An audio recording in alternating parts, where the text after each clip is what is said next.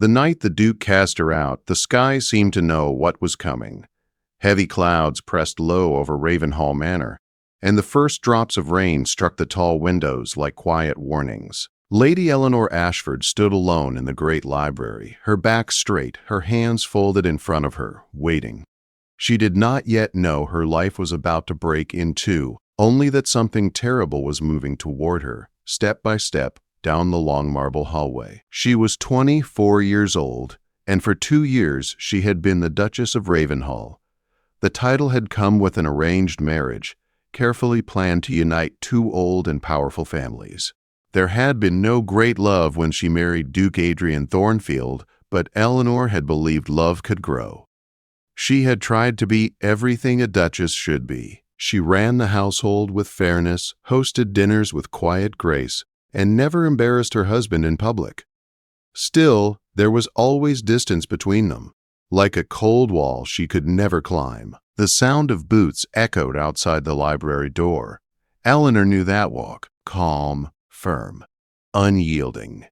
She lifted her chin and turned just as the door opened. Duke Adrian Thornfield entered without hesitation. He was tall and broad-shouldered, dressed in dark evening clothes, his black hair neatly combed back. His blue eyes were cold and unreadable. He did not look at her as a husband looks at a wife. He looked at her as one looks at a problem that must be solved. "Lady Eleanor," he said, his voice flat and formal, "we must speak."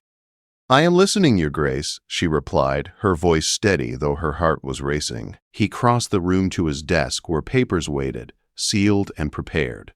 He did not sit. He did not invite her to sit. "This marriage was a mistake," he said plainly, "one that can no longer continue." The words struck her like a blow. "I do not understand," she said. "There is no heir," he replied, turning to face her. 2 years have passed. The Thornfield line cannot remain uncertain. I require a son to carry the name of Ravenhal, and this marriage has failed in that duty. Eleanor felt the air leave her lungs. She had heard the whispers before, felt the unspoken blame placed quietly on her shoulders. Still, hearing it spoken aloud, stripped of all kindness, shattered something inside her. "The divorce papers are ready," Adrian continued, as if discussing business. "You will receive a pension and may keep a portion of your personal belongings. The separation will be handled discreetly." "So I am to be dismissed," she said softly. "This is the most sensible course," he answered. "We are both still young. I need an heir. You deserve a different life." For a moment, Eleanor could not speak. Then, deep within her body, she felt it. A strange certainty. A quiet truth that made her place a hand over her stomach without thinking. She was with child. The knowledge came suddenly and completely. The tiredness, the nausea she had ignored, the small changes she had explained away. It all made sense now. She was carrying the very heir he claimed she could not give him, but she said nothing. To speak now would sound desperate. To reveal the truth would feel like begging to stay. Eleanor would not do that. She would not trade her dignity for mercy. "I understand," she said at last. "When must I leave?" Adrian seemed surprised by her calm. "Tonight," he replied. "There is no reason to delay." Eleanor nodded once. "Then I will prepare." She left the library without another word. Only when she reached the empty hallway did a single tear fall. She wiped it away at once. She packed alone. She chose simple dresses, a few books, and the small locket that held her mother's portrait. She left behind jewels and silks. None of them mattered anymore.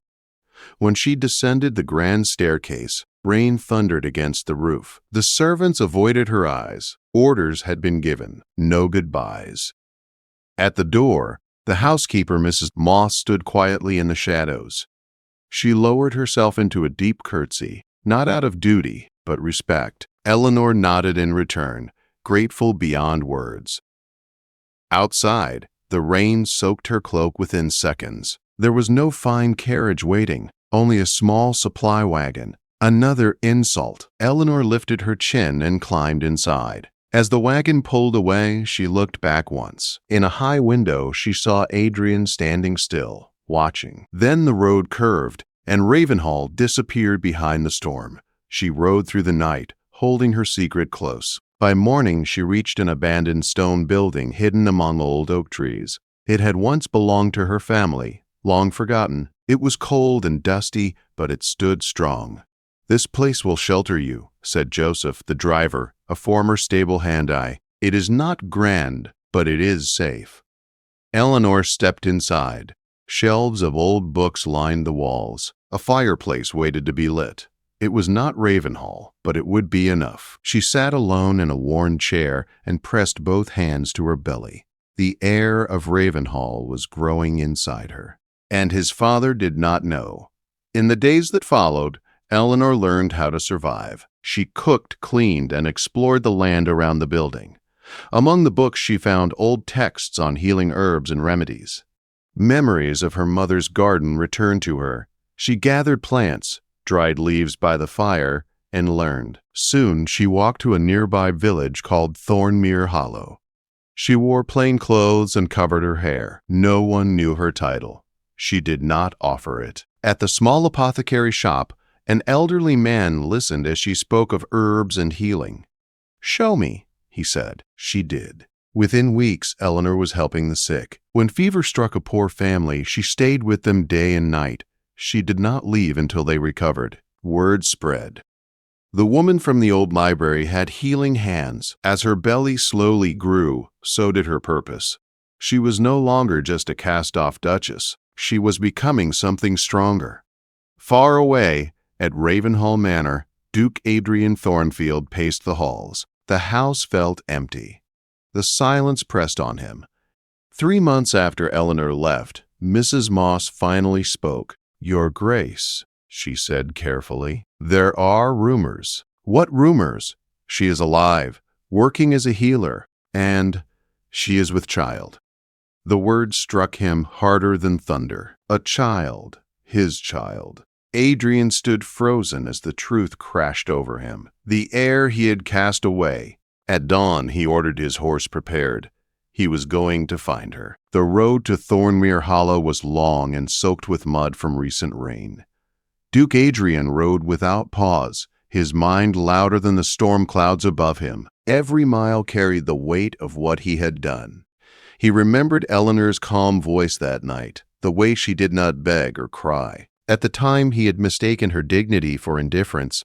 Now he understood it had been strength. By the time he reached the edge of the village, dusk had begun to fall. Smoke rose gently from chimneys, and lanterns flickered to life. This was not a place of grand estates or marble halls. It was a place of survival, of honest work, and Eleanor had chosen it. He asked for directions to the old library among the oaks. People looked at him with caution but pointed the way. They knew the woman he was searching for, though they did not know who he was. When Adrian dismounted before the stone building, he hesitated for the first time in years. This door was not like the doors he commanded to open. This one required humility. He knocked. Footsteps sounded inside. The door opened slowly. Eleanor stood before him. She looked different. Her hair fell loose around her shoulders. Her dress was plain, and her belly was round with undeniable life. But what struck Adrian most was her expression. She was calm, grounded, not afraid. "Adrian," she said quietly. The sound of his name on her lips felt heavier than any accusation. "Eleanor," he replied, "I need to speak with you." She studied his face for a long moment, then stepped aside. "Come in." The room was warm and modest. A fire burned low. Books were stacked neatly. A cup of tea rested on a small table. It was a home, built with intention. Adrian remained standing. "Why did you not tell me?" he asked at once. "Tell you what?" Eleanor replied evenly, "That you were carrying my child." Eleanor folded her hands over her belly. "Because you had already made your choice. Because you looked at me and saw only failure. And because I would not use a child to beg for a place in a house where I was no longer wanted." The truth in her words cut deeply. "I was wrong," Adrian said. "About everything." "Yes," she answered. You were. Silence filled the space between them. I came to take responsibility, he said finally. The child deserves his name, his place. And I deserve peace, Eleanor interrupted. And I found it here. Adrian looked around the room again. You live like this? After Ravenhal? I live honestly, she said. I help people. I work. I matter here.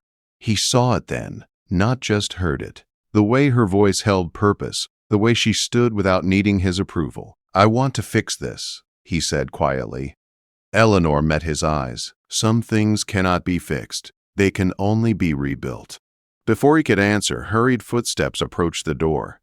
An older man entered, concern written on his face. Eleanor, he said, the Brennan boy's fever has returned. She turned at once. I will come. Adrian watched as she gathered herbs and followed the man without hesitation. Hours later, he saw her kneeling beside a sick child, her hands steady, her voice gentle. She did not look like a duchess. She looked like a healer, and the people around her trusted her completely. That night, Adrian understood the depth of what he had lost. 2 days later, trouble arrived. A black carriage rolled into the village, polished and unmistakable. From it stepped Lady Constance Thornfield, Adrian's aunt, her face sharp with judgment. She wasted no time. I have come for the child, Constance said coldly, standing inside the library without invitation. That baby belongs to the Thornfield name. Eleanor stood her ground. This child belongs to me.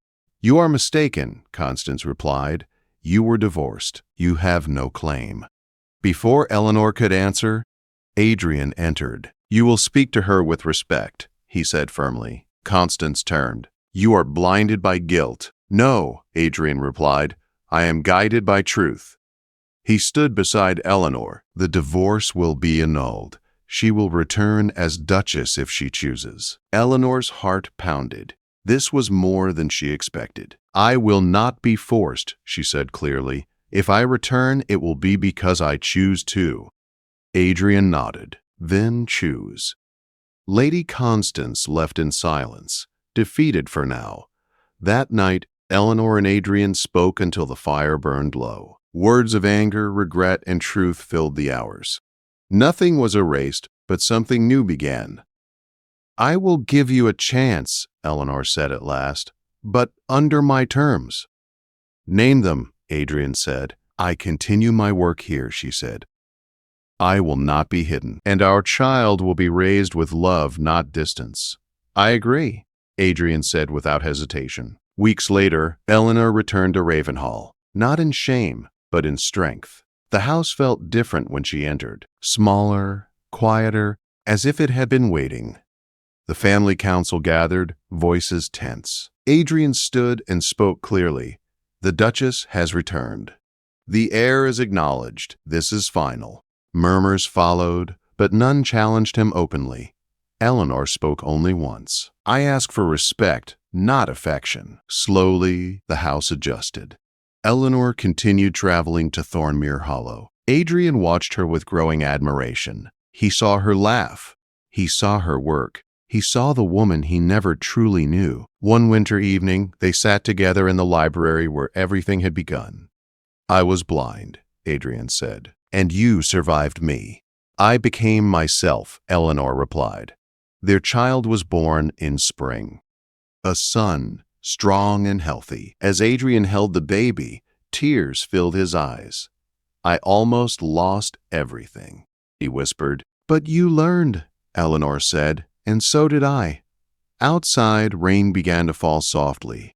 This time, it did not mean an ending. It meant growth, and the world was watching. Spring settled gently over Ravenhal Manor, as if the land itself had chosen forgiveness. The gardens bloomed fuller than they had in years, and light poured through windows that once felt cold and distant. Eleanor noticed the change every morning when she walked the corridors. The house no longer felt like a cage. It felt like a place that was learning how to breathe again. Motherhood changed her in ways she had not expected. She was still calm and steady, still firm in her purpose, but there was a new softness in her eyes. Her son slept peacefully in her arms, unaware of titles, arguments, or the storm that had brought him into the world. To Eleanor, he was not the heir of Ravenhal first. He was simply her child. Adrian watched her often without speaking. He saw how naturally she moved between her roles. One moment she was a mother, humming softly as she fed the baby. The next, she was a duchess, giving quiet instructions to the staff. There was no effort in it, no mask. She was whole now. "I wish I had known you like this before," Adrian said one evening as they stood near the cradle. "You could not," Eleanor replied gently. "I did not know myself then." The months passed, and with them came change that reached beyond the manor walls. Eleanor kept her promise to Thornmere Hollow. Twice a week she traveled there, even after the child was born. She refused to abandon the people who had given her dignity when she had none. At first, the household resisted, a duchess traveling to villages, tending the sick, working with herbs. It was unheard of. But Adrian silenced every objection. "She is not neglecting her duty," he said firmly. "She is redefining it." Slowly, the criticism faded. Results spoke louder than gossip. Illness in the surrounding villages declined. People traveled from miles away seeking help.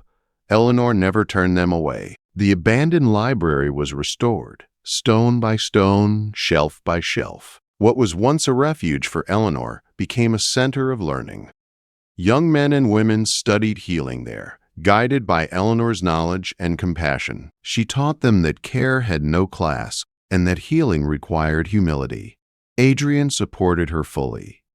He used his influence to secure funding and protection. For the first time, his power served something beyond legacy. One afternoon, as Eleanor walked through the herb garden with her students, Adrian arrived with their son in his arms. The boy was older now, curious and strong, always reaching for leaves and soil. "Mama," the child said, holding up a small green plant. "This one smells nice." Eleanor smiled and knelt beside him. "That is mint. It helps when your stomach hurts." The boy nodded seriously, as if storing away important knowledge. Adrian watched them and felt something settle in his chest. Pride, yes, but also gratitude. He had been given a second chance, and he would not waste it. Not everyone welcomed Eleanor's growing influence. Rumors spread through society. Some said she was too bold. Others claimed she had bewitched the Duke. Invitations grew fewer. Eleanor did not notice at first. When she did not care. "I lost their approval once," she said calmly. "I survived." Adrian stood beside her without hesitation. "If they cannot respect you, they have no place here." The true test came when illness reached the outskirts of the estate. A fever struck the tenant families who worked the land. Panic followed. In the past, such matters would have been handled quietly, away from noble eyes. Eleanor refused. She organized care stations. She trained servants. She personally tended the sick. Adrian opened the manor gates to those who needed shelter. Food was shared. Supplies were brought in. For days, Eleanor barely slept. Adrian stayed with her, holding their child when she was needed elsewhere, offering water, steadying her when exhaustion crept in. When the fever finally broke, the people gathered outside the manor in silence. No one cheered. No one bowed. They simply stood there, alive. From that day on, Eleanor was no longer whispered about. She was spoken of openly, with respect. One evening, months later, Eleanor and Adrian sat together in the same library where he had once ended their marriage. The fire burned warmly. Their son slept nearby. "Do you regret it?" Adrian asked quietly. "Regret what?" Eleanor replied. "Leaving. Everything you endured." Eleanor considered the question carefully. "I regret the pain," she said, "but not the path. It taught me who I am, and it taught you as well." Adrian nodded. "I was raised to believe power was control. You showed me it is responsibility." She looked at him surprised. "You learned because you left," he said, "and because you came back stronger." Silence settled between them, comfortable and real. Years passed. Their son grew into a bright and thoughtful boy. He spent as much time in gardens and villages as he did in halls of learning. Eleanor made sure of it. Adrian supported her, even when tradition protested. The Thornmere Library became known beyond the region. Its methods were copied. Its students spread. Healing became less a privilege and more a shared duty. Eleanor never forgot the rain, the cold, the night she was sent away. But it no longer haunted her. One autumn evening, as the sun dipped low, Eleanor stood on the manor steps watching her son play. Adrian joined her. "You know," he said softly, "history will remember you." She smiled. "History remembers titles. I prefer lives." He took her hand. "You changed mine." She squeezed his fingers. "And you allowed yourself to change." As the light faded, Eleanor felt only peace. She had been expelled in the rain, carrying a secret and a broken heart. She had returned not as a woman seeking forgiveness, but as one who had found her worth. The heir of Ravenhal would inherit land and name. But the greatest legacy Eleanor left behind was something far greater. She taught a house, a family, and a world that dignity cannot be taken. It can only be claimed.